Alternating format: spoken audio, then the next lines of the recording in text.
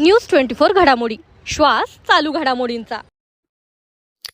Civil हॉस्पिटलमधून धक्कादायक चोरी, एमएलसी रेकॉर्डच गायब। काय लपवण्यासाठी झाली चोरी? एमएलसी रेकॉर्ड गायब झाल्याने अनेक प्रश्न।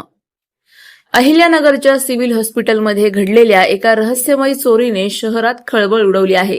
2021 ते 2022 या कालावधीतील एमएलसी, ओपीडी आणि एक्स-रे संबंधित जुने रेकॉर्ड बांधून ठेवलेले तब्बल 24 गठ्ठे अचानक गायब झाल्याचे समोर आले आहे।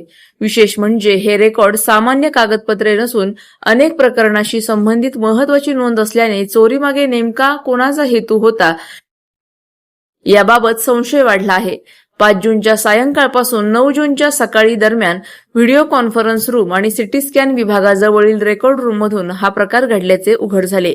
एवढ्या मोठ्या प्रमाणात रेकॉर्ड गायब झाले तरी कुणालाच कानोकानी खबर लागली नाही। त्यामुळे हा प्रकार पूर्वनियोजित होता का असा प्रश्न उपस्थित होत आहे। दरम्यान तोफखाना पोलिसांनी पुढाकार घेत या प्रकरणाचा तपास वेगाने सुरू केला असून संशयित हालचाली, उपलब्ध पुरावे आणि संबंधित नोंदींची छाननी केली जात आहे।